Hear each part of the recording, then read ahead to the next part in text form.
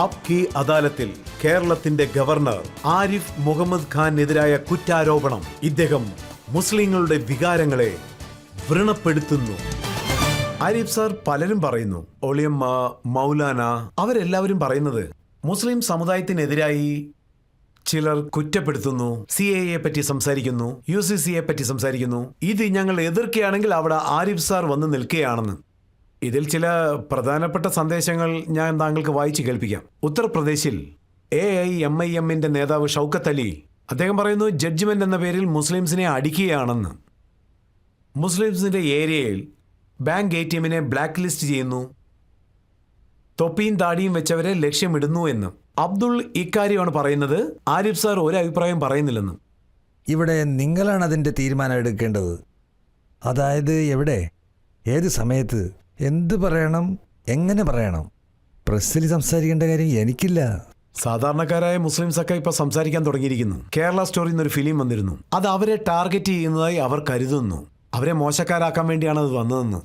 കേരളത്തിൻ്റെ സിറ്റുവേഷൻ തന്നെ വേറെയാണ്. കേരളത്തിൽ ആരും വേർതിരിച്ച് നോക്കുന്നില്ല.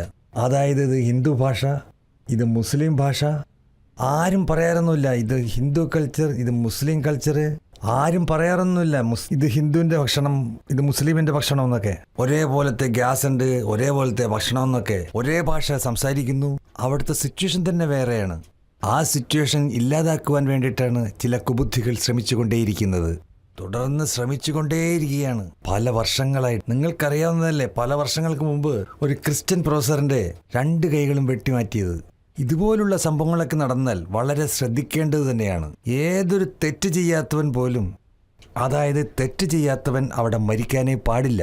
അതല്ല, അങ്ങനെ ഒരു തെറ്റ് സംഭവിച്ചാൽ തന്നെ അവനെക്കുറിച്ചുള്ള ആക്ഷൻ എടുക്കാനുള്ള അധികാരം അതോറിറ്റിക്ക് മാത്രമാണുള്ളത്, പ്രൈവറ്റ് ഇൻഡിവിജ്വലിനില്ല. ഇതൊക്കെ നമ്മൾ ശ്രദ്ധിച്ചേ പറ്റൂ. ഇതിലും വളരെ സങ്കടകരമായ ഒരവസ്ഥ അതെന്താന്ന് വെച്ചാൽ, നമ്മൾ പബ്ലിക്കിൽ, അതായത് 1947 നമ്മുടെ രാജ്യം വേർപിരിഞ്ഞു. ഇനിയും പറയുകയാണെങ്കിൽ നമ്മൾ ആ കാര്യം മറന്നിട്ടേയില്ല. ഒരു മറക്കാൻ പറ്റാത്ത കാര്യം മനസ്സിലുണ്ട്. ഈ കാര്യം ദേഷ്യമുണ്ടാക്കാനുള്ള വഴി കണ്ടുപിടിച്ചേ പറ്റൂ. അതിന് ചേർന്ന പോലെ ജോലി ചെയ്യണം. അതിനൊരു മരുന്ന് തടവുന്ന മാതിരി തന്നെ ഇരിക്കണം. അതല്ലാതെ നമ്മൾ അത് ഇടയ്ക്കിടയ്ക്ക് ഇങ്ങനെ നോണ്ടിക്കൊണ്ടിരിക്കരുത്. അതല്ലാതെ അതിനെ വീണ്ടും മുറിവേൽപ്പിക്കരുത്. ഇവരൊക്കെ കൂടി 1987 എന്താ ചെയ്തത്? ആ കാര്യം ഊതി വീർപ്പിച്ചു. എപ്പോൾ വികാരങ്ങൾ വ്രണപ്പെടുന്നുവോ, അതായത് മദ്രസകൾ അടയ്ക്കണമെന്നാണ് അവർ പറയുന്നത്. ആസാമിൽ ഇത് സംഭവിച്ചിരിക്കുന്നു. പല മദ്രസകൾ അവിടെ അടച്ചിരിക്കുകയാണ്. UPയിൽ മദ്രസ സർവേ ചെയ്യണമെന്ന് അവർ പറയുന്നു. നിങ്ങൾ ഈ മുഴുവൻ ലോകത്തെ എടുത്തോ, അറേബ്യൻ നാടിനെടുത്തോളൂ. എത്ര മദ്രസയാണ് ഇന്ത്യയിലുള്ളതോ അത്രത്തോളം മദ്രസകൾ അറേബ്യൻ നാട്ടിൽ പോലും ഇല്ല. ദേവബന്ധുണ്ട്, നടുവയുണ്ട്, ബറേലയിൽ മദ്രസയുണ്ട്. മുസ്ലിം രാജ്യങ്ങളിൽ പോലും ഇത്രയും മദ്രസ ഇല്ല. നിങ്ങളൊരു കാര്യം ചെയ്യേ, നിങ്ങൾ ഇവിടെ ഈ അതേ മദ്രസ നിങ്ങൾ അവിടെ ചെന്ന് നോക്ക്. വിദേശത്ത് ഇങ്ങനെ ഒരു പ്ലാൻ ചെയ്യാൻ നോക്ക്. പക്ഷെ അവർക്ക് അവിടെ പെർമിഷൻ കിട്ടില്ല, തീർച്ചയായിട്ടും കിട്ടില്ല. ഇന്ത്യയിലാണ് എല്ലാവർക്കും എല്ലാ സ്വാതന്ത്ര്യം ഉള്ളത്. എന്താ കാര്യം എന്ന് വെച്ചാൽ, നിയമപ്രകാരം എന്തെല്ലാം ചെയ്യാൻ പറ്റുമോ അത് നിങ്ങൾക്ക് ചെയ്യാൻ പറ്റും. OVC സാർ എന്താണ് പറയുന്നതെന്ന് വെച്ചാൽ, മദ്രസകൾ ഇന്ത്യയുടെ സ്വാതന്ത്ര്യ സമരത്തിൽ പ്രധാന പങ്ക് വഹിച്ചിട്ടുണ്ടെന്ന്, അങ്ങനെ ഇന്ത്യക്ക് സ്വാതന്ത്ര്യം ലഭിച്ചുവെന്ന്. പക്ഷെ ഇന്ന് സംശയദൃഷ്ടിയോടെ അവരെ നോക്കുന്നുവെന്ന്. കാരണം ദേശവിരുദ്ധ പ്രവർത്തനങ്ങൾ ഇവിടെ നടക്കുന്നുണ്ടെന്ന്. ആരാണ് ഇതൊക്കെ ശ്രദ്ധിക്കുന്നതെന്ന് എനിക്കറിയില്ല. പക്ഷെ എനിക്കൊരു കാര്യം അറിയാം. ഞാൻ ആരുടെയും പേര് പറയാൻ ഉദ്ദേശിക്കുന്നില്ല. പക്ഷേ എനിക്കൊരു കാര്യം അറിയാം. ആരുടെ പേരാണോ പറയുന്നത്, അവരേത് ഓർഗനൈസേഷനിലാണോ ഉള്ളതെന്നും. രാജ്യം മുഴുവനും 15 ആഗസ്റ്റ് 1947 റിലീസായി. പക്ഷേ ഹൈദരാബാദ് 13 മാസങ്ങൾക്ക് ശേഷമാണ് റിലീസായത്. ഇതൊക്കെ ആരാ കാരണക്കാരൻ? ഈ ഓർഗനൈസേഷനാണ് കാരണം. പിന്നെ ഈ ഓർഗനൈസേഷൻ്റെ ഫൗണ്ടർ ഉണ്ടായിരുന്നല്ലോ, കാസിം റിസ്വി. കുറച്ച് ഹിസ്റ്ററിയൊക്കെ പഠിക്കുന്നേ. ആ 13 മാസത്തിൽ അവിടെ എന്താണ് നടക്കാതിരുന്നത്? ജനങ്ങൾ എന്തൊക്കെ എഴുതിയിരുന്നെന്നറിയോ? ഒക്ടോബറിൽ അവിടെ പോലീസ് ആക്ഷൻ നടന്നപ്പോൾ അവിടെ ഒരുപാട് കാര്യങ്ങളൊക്കെ റിപ്പോർട്ടിൽ വന്നിട്ടുണ്ട്. ആക്ഷനിൽ ഒരുപാട് തെറ്റുകളും നടന്നു. സോ അതിൻ്റെ ജസ്റ്റിഫിക്കേഷനിൽ ചിലരുടെ ആർഗ്യുമെൻറ്റും വന്നിരുന്നു. സർ, ഇവർ നമ്മുടെ സേനയിലുള്ളവരാണ്, ഐ മീൻ പോലീസ്. ഇവര് ഹൈദരാബാദിന് പുറത്തായിരുന്നു. ഇവരെല്ലാവരും ഗവൺമെന്റിന്റെ ഓർഡറിന് വേണ്ടി കാത്തിരിക്കുകയായിരുന്നു. അവർ 13 മാസമായിട്ട് പഠിച്ചുകൊണ്ടിരിക്കുകയായിരുന്നു. അതായത് സ്ത്രീകളെ എങ്ങനെയൊക്കെയാണ് റേപ്പ് ചെയ്തതെന്നും എങ്ങനെയൊക്കെയാണ് പാവപ്പെട്ട ജനങ്ങളെ കൊന്നതെന്നും ഇതാണ് അവർക്കുള്ളിൽ തന്നെ ഉണ്ടായിരുന്ന ദേഷ്യം ഉണ്ടാക്കുകയായിരുന്നു. ഇത് ചരിത്രത്തിൽ തന്നെ എഴുതിയിട്ടുണ്ടല്ലോ. ഇതിനൊക്കെ ആരാ ഉത്തരവാദിത്വം? ഇന്ന് റിലീസിനെ കുറിച്ച് വലിയ കാര്യമായിട്ട് സംസാരിക്കുന്നു. ഇവര് കാരണമാണ് ഹൈദരാബാദിൽ 13 മാസങ്ങൾ സ്വാതന്ത്ര്യം ലേറ്റായിട്ട് കിട്ടിയത്. ഇപ്പോൾ മറ്റൊരു വിഷയമാണ് ചർച്ചയിലുള്ളത്, ലവ് ജിഹാദ്. അതുകൊണ്ട് ചില സ്ഥലങ്ങളിൽ നിയമം കൊണ്ടുവന്നിട്ടുണ്ട്. ഇപ്പോൾ ജനങ്ങൾ എന്താണ് പറയുന്നതെന്ന് വെച്ചാൽ, ഒരു ആൺകുട്ടിയും പെൺകുട്ടിയും ഇഷ്ടപ്പെടുകയാണെങ്കിൽ അവർ ഏത് സമുദായത്തിലുള്ളവരാണെങ്കിൽ എന്താ, ഏത് ജാതിയിലുള്ളവരാണെങ്കിൽ എന്താ. ഞാനിത് മുഴുവനായിട്ട് സപ്പോർട്ട് ചെയ്യുന്നു. അതായത് ഈ മനസ്സ് സംബന്ധിച്ച കാര്യങ്ങളിൽ ആര് എങ്ങനെയൊക്കെ റിലേഷൻഷിപ്പ് കൊണ്ടുവരുന്നെന്ന് പറയാൻ പറ്റില്ല. പക്ഷെ ഒരു കാര്യമുണ്ട്, അതായത് ഇതിലൊരു വലിയ പ്രശ്നമുണ്ട്. ജിഹാദ് എന്ന വാർത്ത തനിക്കുള്ളയെ ഇത് ഖുർആൻ നിങ്ങൾ വായിച്ചു നോക്കിയാൽ അതിൽ ശരിക്കുമുള്ള അർത്ഥം കിട്ടുന്നതായിരിക്കും. ഈ ജിഹാദ് എപ്പോഴാണ് നടക്കുന്നതെന്ന് വെച്ചാൽ, നിങ്ങളെ നിങ്ങളുടെ അടയാളം വെച്ചുകൊണ്ട് നിങ്ങളെ ചിത്രവധം ചെയ്യുകയാണെങ്കിൽ നിങ്ങൾക്കൊന്നും ചെയ്യാൻ പറ്റില്ല. എപ്പോൾ നിങ്ങളെ വീട് വിട്ട് പുറത്തേക്ക് പോകാൻ പറയുകയാണെങ്കിൽ അപ്പോഴും നിങ്ങൾക്കൊന്നും ചെയ്യാൻ പറ്റില്ല. നിങ്ങൾ നിങ്ങളുടെ വീട് വിട്ട് പുറത്തേക്ക് വന്നതിന് ശേഷം മറുപടി പറയാനുള്ള സിറ്റുവേഷനിൽ നിങ്ങളാണെങ്കിൽ അതിനുവേണ്ടി ഖുർആൻ എന്താ പറയുന്നത്? ഹുസീന അല്ല ലസീന യുക്കാത്തലുൺ അവയന്നഹും സുലിൻ. ആർക്കാണോ ചിത്രവധം ഏർപ്പെട്ടത് അവർക്ക് പോരാടാനുള്ള അവകാശമുണ്ട്. പക്ഷെ നിങ്ങൾ പാവപ്പെട്ടവരെ ഒരു യുദ്ധം നടത്തി അവിടുത്തെ പാവപ്പെട്ടവരെ നിങ്ങൾ അടിച്ചമർത്തുകയാണെങ്കിൽ അതിന് ജിഹാദ് എന്ന് പേര് വെച്ചിരുന്നെങ്കിൽ, അതായത് കാശ്മീരിൽ വീട്ടിലുള്ള ആൾക്കാരെ ആരാണ് അടിച്ച് പുറത്താക്കിയത്? ആരെയാണ് വീട് വിട്ട് പുറത്തേക്ക് കൊണ്ടുപോയത്? പണ്ഡിതന്മാരല്ലേ? അവർക്ക് അവകാശമുണ്ട്. അന്ന് ഇവർ എഴുന്നേറ്റ് ചോദ്യം ചെയ്യണമായിരുന്നു. ഇപ്പം നിങ്ങൾ പേര് പറഞ്ഞല്ലേ, ഇവരിൽ ആരെങ്കിലും അവിടെ വന്നിരുന്നോ? ഇവരെ കാശ്മീരിൽ നിന്ന് ഓടിക്കുമെന്ന് പറഞ്ഞിരുന്നോ? ഒരിക്കലും മാപ്പ് കൊടുക്കാൻ പറ്റാത്ത കുറ്റമാണെന്ന് ഖുർആൻ പറയുന്നുണ്ടല്ലോ. അന്യായം നടന്നാൽ ആയുധം കയ്യിലെടുക്കുന്ന ഖുർആൻ പറയുന്നുണ്ടല്ലോ. അവന്റെ അന്യായത്തിന്റെ കാരണം കൊണ്ട് നിന്നെ ചിത്രവധം ചെയ്ത് നിന്റെ വീട്ടിൽ നിന്ന് നിന്നെ പുറത്തേക്ക് എടുക്കുകയാണെങ്കിൽ നീ അപ്പോൾ ആയുധം കയ്യിലെടുക്ക്. എന്താധാരം കയ്യിൽ വെച്ചുകൊണ്ടാണ് കാശ്മീരിലുള്ള പണ്ഡിതന്മാർ വീട് വിട്ട് പുറത്തേക്കാക്കിയത്? അതിന് കാരണം തന്നെ അവർ വേറൊരു അടയാളത്തിലേ ആയിരുന്നു. ഇതാരാ ചെയ്തത്? ആര്? ഇത് ഏതൊരു മതത്തെയും വിശ്വസിക്കാത്തവരാണ് ഇതൊക്കെ ചെയ്തത്. ആരെയും വിട്ടില്ല. ഇവരാണെങ്കിൽ എന്താ പറയണ്ടേ അതിന്? അവിടെ ഈ സെപ്പറേറ്റിസ്റ്റ് ഓർഗനൈസേഷൻ ഉണ്ടല്ലോ, അവരെയും ചേർത്താണ് അടിച്ചത്. പക്ഷെ ഇവർ തന്നെ എന്താ പറയുന്നത്? ഈ കൊലകാരന്മാർ അവരെ തന്നെ മുജാഹിദ് എന്നാ പറയുന്നത്. ഒരു കൊലയാളി അവനെ തന്നെ ഒരു മുജാഹിദ് എന്ന് പറയുമ്പോൾ ജിഹാദിന്റെ ഖുർആൻ ഡെഫിനേഷൻ ഉണ്ടല്ലോ, അത് ഡിസ്ട്രോയ് ചെയ്യാനുള്ള പെർമിഷൻ കൊടുത്തിട്ടുണ്ടോ?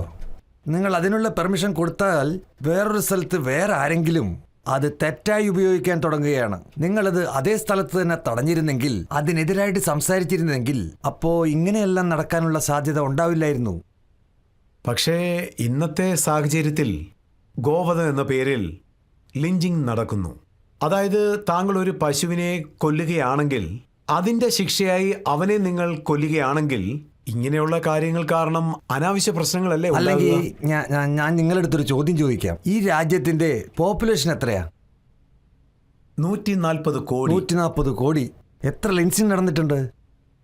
അവരെ എതിർപ്പറിയിക്കണം, അവരെ വഴക്ക് പറഞ്ഞ് ഇല്ലാതാക്കണം. 140 കോടി ജനങ്ങളുള്ള ഈ രാജ്യത്ത് എന്താ സംഭവിച്ചത്? ഞാനിപ്പോൾ നിങ്ങളുടെ മുമ്പിലല്ലേ ഇരിക്കുന്നത്. അവിടെ ഇരിക്കുന്ന ജഡ്ജ് ജാനിയയുടെ വൈസ് ചാൻസലറാണ്. 1919 അതിനു മുമ്പ് 4 അറ്റംപ്റ്റ് നടന്നിട്ടുണ്ട്. 1919 പ്രൊഫസർ കുശിരുൽ ഹസ്തർ, അദ്ദേഹം കാശ്മീർ യൂണിവേഴ്സിറ്റിയുടെ വൈസ് ചാൻസലറാണ്. അദ്ദേഹത്തെ തീവ്രവാദികൾ കൊന്നു. ഞാൻ അദ്ദേഹത്തിൻ്റെ ശവസംസ്കാരത്തിന് പോയിരുന്നു.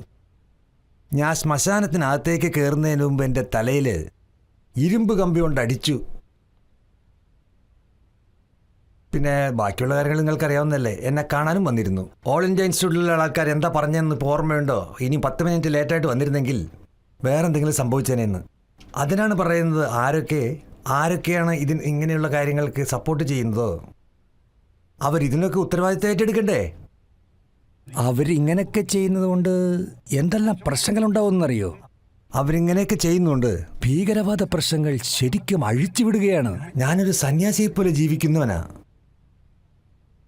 അതുകൊണ്ടാണ് പറയുന്നത്, ഏതെങ്കിലും ഒരു പാവപ്പെട്ട മനുഷ്യനെ നിങ്ങൾ കൊന്നിട്ടുണ്ടെങ്കിൽ, അതും അവൻ തെറ്റ് ചെയ്തിട്ടുണ്ടെങ്കിലും സാരമില്ല, പ്രൈവറ്റ് ആൾക്കാർക്ക് അങ്ങനെ ഒരു അധികാരം തന്നെ ഇല്ല. വെറും ഇവിടെയുള്ള ഗവൺമെൻറ് പിന്നെ നിയമങ്ങൾക്ക് മാത്രമേ അതിന് അധികാരമുള്ളൂ. ഞാൻ ഇങ്ങനെയുള്ള ആൾക്കാർക്കൊന്നും ഒരിക്കലും സപ്പോർട്ട് ചെയ്യില്ല. എന്നാൽ കുറ്റവാളികളുടെ മേൽ ആക്ഷൻ എടുത്തോ ഇല്ലയോ, ഈ ചോദ്യമാണ് നമ്മൾ ചോദിക്കേണ്ടത്. എന്നാൽ നടപടി എടുത്തിരുന്നല്ലോ. ലിൻസിനിൽ ഇൻവോൾവ് ആയവരായിരുന്നു. നടപടിയിലെടുത്തല്ലോ. നടപടിയിലെടുത്തില്ലെന്ന് ഒരിക്കലും പറയാൻ പറ്റില്ലല്ലോ. അതുകൊണ്ട് ലിൻസിൻ നടന്നല്ലോ. അതിനെക്കുറിച്ച് ഇപ്പോൾ സംസാരിക്കാനേ പാടില്ല. ഇപ്പൊ ചോദിക്കേണ്ട ചോദ്യം, ആരൊക്കെയാണോ ലിൻസിൽ ഉണ്ടായിരുന്നവര് അവരെ വിട്ടയച്ചോ? ഇല്ല. നടപടികൾ എടുത്തല്ലോ. സർ, റോഡിൽ നമാസ് ചെയ്യുന്നവർക്കെതിരെ കേസ് എടുത്തുകൊണ്ടിരിക്കുകയാണ് സർ. പക്ഷേ അതേസമയം ട്രെയിനിൽ ഭജന പാടുന്നവർക്കെതിരെ ഒരു നടപടിയും എടുക്കുന്നില്ല. ഇതിനെപ്പറ്റി എന്താണ് സർ പറയാനുള്ളത്? ഞാൻ ഒരു കാര്യം സമ്മതിക്കുന്നു. ഒരു കാലത്ത് റോട്ടിലും ജനങ്ങൾ നമാസ് പഠിച്ചു. ഗ്രീൻ പാർക്ക് മസ്ജിദിൻ്റെ പുറത്തും പഠിച്ചല്ലോ. ഈ ഈദ് ബക്രീദ് ഫംഗ്ഷനെല്ലാം നടക്കുമ്പോഴൊക്കെ മസ്ജിദിൽ അധികം സ്ഥലമുണ്ടാവില്ല. പക്ഷേ ആ സമയത്ത് പോകാനും വരാനുമായിട്ട് ബുദ്ധിമുട്ട് വരാതെ, അതായത് ഇൻകൺവീനിയൻസ് ആയിരിക്കും. അതിനുശേഷമാണ് അവർ വേറൊരു മാർഗം കണ്ടുപിടിച്ചത്. എതിർപ്പ് നിങ്ങൾ കൊണ്ടുവരുന്നതിന് മുമ്പ് തന്നെ അവർ വേറൊരു മാർഗം കണ്ടുപിടിച്ചു. അതായത് 1 പ്രാവശ്യമല്ല, 2 പ്രാവശ്യമല്ല, 3 പ്രാവശ്യം വേണമെങ്കിൽ നിങ്ങൾക്ക് നമാസ് പഠിക്കാമെന്ന്. പിന്നെ ഇത് നടക്കുന്നതെല്ലാം തന്നെ പബ്ലിക് പ്ലേസിലാണ് നടക്കുന്നത്. പക്ഷേ ട്രെയിനിൽ ഭജന നടത്തുന്നത് വേറെ കാര്യം. ട്രെയിനിൽ വന്നിട്ട്, അതായത് ഒരു ഇൻഡിവിജ്വൽ പേഴ്സൺ ട്രെയിനിൽ നമാസ് പഠിക്കുകയാണെങ്കിൽ, ഞാൻ തന്നെ കണ്ടിട്ടുണ്ടല്ലോ, അവൻ നമാസ് ചെയ്യാൻ തുടങ്ങിയാൽ അവൻ്റെ അടുത്തിരിക്കുന്ന മുസ്ലിം അല്ലാത്തവരെല്ലാവരും തന്നെ എഴുന്നേറ്റവന് സ്ഥലം കൊടുക്കുകയാണ് ചെയ്യുന്നത്. അവിടെ ഒരു പ്രശ്നങ്ങളും ഉണ്ടാവില്ല. അതെ അതെ, ഞാൻ എൻ്റെ കണ്ണുകൊണ്ട് കണ്ടിട്ടുള്ളതല്ലേ. ഞാൻ എൻ്റെ കണ്ണുകൊണ്ട് കണ്ടതാ, കള്ളം പറയല്ല. എൻ്റെ കണ്ണുകൊണ്ട് ഞാൻ കണ്ടിട്ടുള്ളതാ ട്രെയിനിൽ നിറയെ ആൾക്കാരെ നമാസ് പഠിക്കുന്നത്. അതുമാത്രമല്ല, എനിക്ക് വേറൊരു കാര്യം കൂടി അറിയാം. അതായത് പറയുകയാണെങ്കിൽ ഡൽഹി കഴിഞ്ഞൊരു 120 കിലോമീറ്റർ ദൂരത്തിലാണ് ഉള്ളത്. ഒരു മാർക്കറ്റ് ഉണ്ട്, ഒരു ചെറിയ ടൗണാണത് മാർക്കറ്റിൻ്റെ പുറയിലൊരു ക്ഷേത്രമുണ്ട്. മസ്ജിദ് കുറച്ച് ദൂരത്തിലാണ്. ഞാൻ പറയുന്നത് 100% സത്യമാണ്. കാരണം എൻ്റെ റിലേഷൻസ് അവിടെ അടുത്ത് തന്നെ ഉണ്ട്. അവിടെ ഈ മുസ്ലിങ്ങളുടെ ഷോപ്പുകളൊക്കെ ഉണ്ടല്ലോ, അവരൊക്കെ പുറകിലത്തെ വഴിയിലൂടെ ക്ഷേത്രത്തിലേക്ക് പോകുന്നു. ക്ഷേത്രത്തിലെ പൂജാരി അവർക്ക് സ്ഥലം ഒതുക്കി കൊടുക്കുന്നു. അവിടെയൊക്കെ വൃത്തിയാക്കി വെച്ചിരിക്കുകയാണ്. അവിടെ പോയി നമാസ് പഠിക്കുന്നു. ഇപ്പോൾ മൗലാന റൂമിയുടെ ഒരു കവിത പറയാം. ആ തൂ ബറായെ ഫസുൽ കർദനാം ദീൻ നൈ ബറായെ ഫസുൽ കർദനാം. നമ്മൾ ഈ ഭൂമിയിൽ ജീവിക്കുന്നത് കൊണ്ട് സ്നേഹവും കരുണയും കാണിച്ച് എല്ലാവരെയും ഒരുമിച്ച് ചേർത്തുകൊണ്ട് വേണം നമ്മൾ ജീവിക്കേണ്ടത്. ഞാൻ എൻ്റെ ജീവിതം നശിപ്പിച്ച് അടുത്തവൻ്റെ ജീവിതം നശിപ്പിച്ച് എല്ലാവരുടെ ജീവിതവും നരകമാക്കാനല്ല ഞാനിവിടെ ജനിച്ചിരിക്കുന്നത്.